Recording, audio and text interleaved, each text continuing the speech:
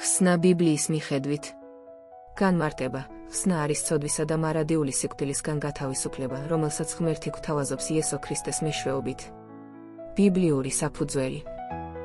ეფესელთა 2:8-9 რადგან მადლით ხართ გადარჩენილი რწმენით და ეს თქვენგან არ არის, ეს ღვთის ნიჭია, არა საქმეებით, რათა არავინ დაიკვეხნოს. საქმეები 4:12 ხსნა სხვაში არავისშია, რადგან ცის ქვეშ არ არის კაცობრიობისთვის მიცემული სხვა სახელი, რომლითაც უნდა გადავრჩეთ. საქმეები 16:31 იწამე უფალი იესო და შენ და შენი სახლი გადარჩებით.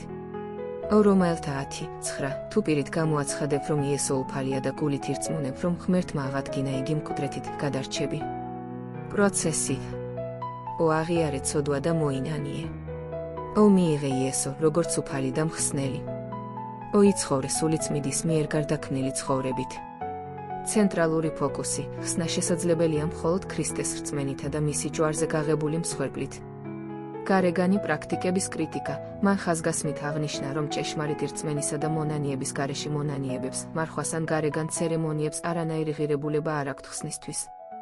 ძირითადი გზავნილი. ქრისტეს მსხვერპლი საკმარისია, მან ღმერთს სრული და ეფექტური შესაწირავი შესწირა და ქრისტეს დამსახურების გარეშე ადამიანური ძალისხმევა უსარგებლოა.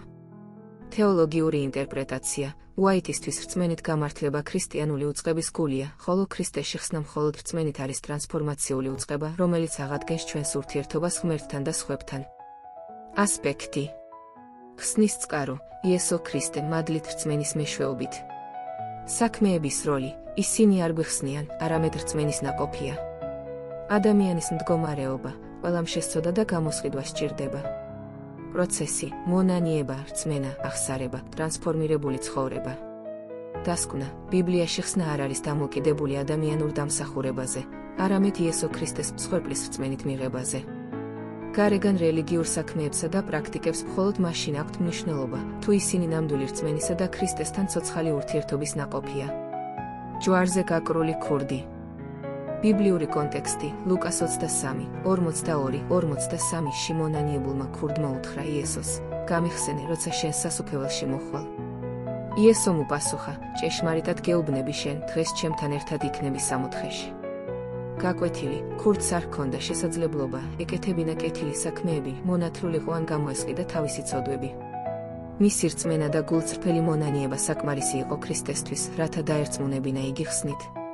თუ ვინმე აღიარებს თავის ცოდვებს, აღიარებს ქრისტეს, როგორც თავის ერთადერთ მხსნელს და რამდენიმე წუთის შემდეგ მოკვდება, ბიბლია გვასწავლის, რომ ამ ადამიანს შეუძლია გადარჩენა, მაშინაც კი, თუ მას არ ჰქონდა დრო გარეგნული საქმეების დემონსტრირებისთვის.